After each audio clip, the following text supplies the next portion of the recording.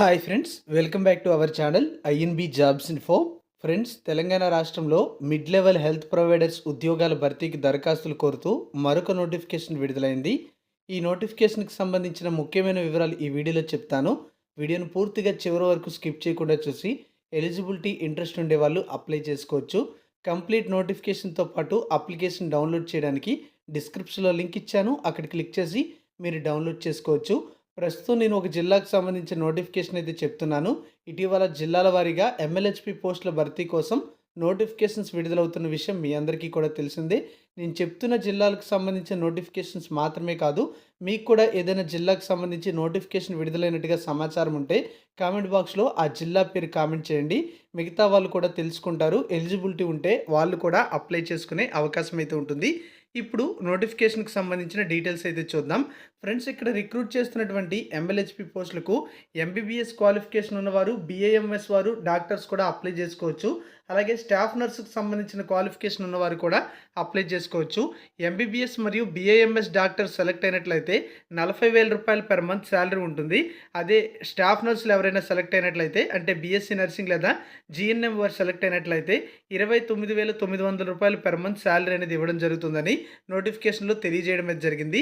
ఈ నోటిఫికేషన్ అనేది గద్వాల్ జిల్లా నుంచి వచ్చింది, అంటే జోగులాంబ గద్వాల్ జిల్లా నుంచి రావడం అయితే జరిగింది. ఆ జిల్లాలోని డిఎంహెచ్ఓ ఆఫీస్ ఈ నోటిఫికేషన్ అయితే విడుదల చేయడం జరిగింది. ఈ జిల్లాలో ఉన్నటువంటి 6 ఎమ్మెల్యేహెచ్పి పోస్టులను భర్తీ చేయడానికి అర్హులైన అభ్యర్థుల నుంచి దరఖాస్తులు అయితే కోరుతున్నారు. హెల్త్ అండ్ వెల్నెస్ సెంటర్స్లో ఉన్నటువంటి ఈ పోస్టులు అయితే భర్తీ చేస్తున్నట్టు నోటిఫికేషన్లో తెలియజేయడం అయితే జరిగింది. ఇక ఈ ఉద్యోగాలకి అప్లై చేయాలంటే కనీసం 18 సంవత్సరాల ఏజ్ ఉండాలి. గరిష్టంగా 44 సంవత్సరాల ఏజ్ అయితే ఉండాలి. SC, ST, BC, EWS candidates అయితే 5 సంవత్సరాల ఏజ్ రిలాక్సేషన్ వర్తిస్తుంది. ఫిజికల్లీ హ్యాండిక్యాప్డ్ పర్సన్స్కి 10 సంవత్సరాల ఏజ్ రిలాక్సేషన్ అనేది వర్తిస్తుంది.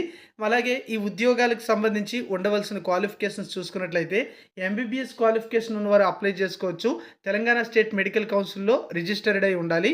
అలాగే మనం చూసుకున్నట్లయితే ఆయుర్వేదకు సంబంధించిన క్వాలిఫికేషన్ కలిగిన వాళ్ళు కూడా, అంటే బీఏఎంఎస్ క్వాలిఫికేషన్ కలిగి ఉండి ఇండియన్ మెడిసిన్లో రిజిస్టర్డ్ అయిన వాళ్ళు అప్లై చేసుకోవచ్చు. దీంతో పాటుగా బీఎస్సీ నర్సింగ్ చేసిన వాళ్ళు కూడా అప్లై చేసుకోవచ్చు. దీనికి సంబంధించి ఈ తెలంగాణ స్టేట్ నర్సింగ్ కౌన్సిల్లో రిజిస్టర్డ్ అయి ఉండాలి.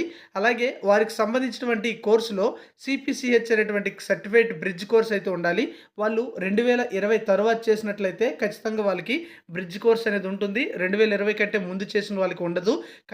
కాబట్టి వాళ్ళు ప్రత్యేకంగా 6 నెలల సిపిసిహెచ్ బ్రిడ్జ్ కోర్స్ అనేది కంప్లీట్ చేసుకోవాలి.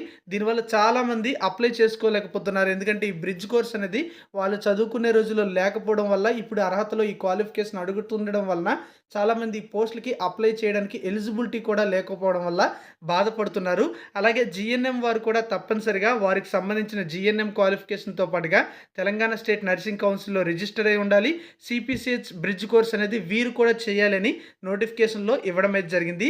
ఈ విధంగా సిపిసిహెచ్ కోర్సు వల్ల చాలామంది నష్టపోతున్నట్టుగా మనకి ఇక్కడ తెలుస్తుంది. నాకు కామెంట్స్ వస్తున్నాయి, అలాగే మెసేజెస్ కూడా వస్తున్నాయి.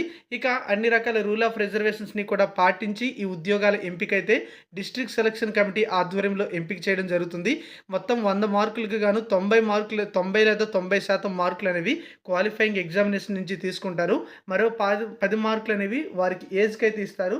వారి యొక్క ఏజ్ అనేది 18 సంవత్సరాలు అనుకోండి. అప్పటి నుంచి ఇప్పటి వరకు ఎన్ని సంవత్సరాలు అయితే అన్ని సంవత్సరాల్లో ప్రతి సంవత్సరానికి కూడా హాఫ్ మార్క్ అనేది యాడ్ చేయడం అయితే జరుగుతుంది.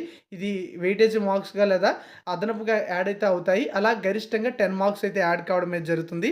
ఇక మెరిట్ లిస్ట్లో ఉన్నటువంటి టాప్లో ఎవరైతే ఉంటారో ఆ మెరిట్ లిస్టు రూల్ ఆఫ్ రిజర్వేషన్ని బేస్ చేసుకొని ఈ ఉద్యోగాల ఫైనల్ సెలక్షన్ అయితే ఉంటుంది.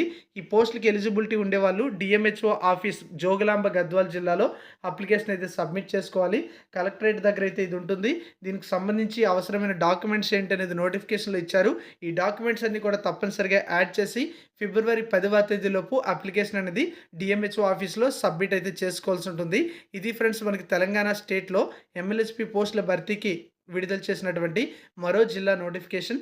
ఇంకా ఏమైనా జిల్లాలో వస్తే ఛానల్ చెప్తాను. మీకు కూడా ఏదైనా జిల్లాకు సంబంధించి నోటిఫికేషన్ విడుదలైనట్టుగా తెలిసినట్లయితే కామెంట్ బాక్స్లో కామెంట్ అయితే చేయండి. Thank you for watching.